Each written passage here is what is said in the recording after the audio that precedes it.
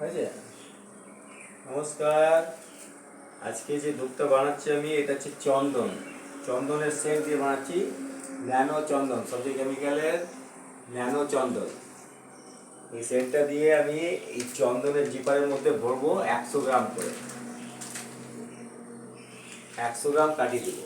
এই 100 গ্রাম কাটি দিয়ে আমি প্যাকেট করছি। ওজন করে নেব এই 100 গ্রাম।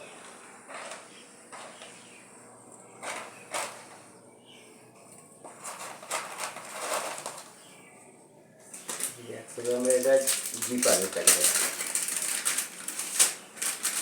এটা হয়ে গেল। আমি আগে সেলগুলো করে ভিজিয়ে এটা শুকিয়ে রেখেছি। কালকে করেছিলাম এগুলো ডিপিং করে, এগুলো ভিজিয়ে রেখেছিলাম। আজকে এগুলো শুকিয়ে গেছে, রেডি হয়ে গেছে। আজকে আমি এগুলো প্যাকিং করছি। ন্যানো চন্দন দিয়ে এগুলো করে দিচ্ছি।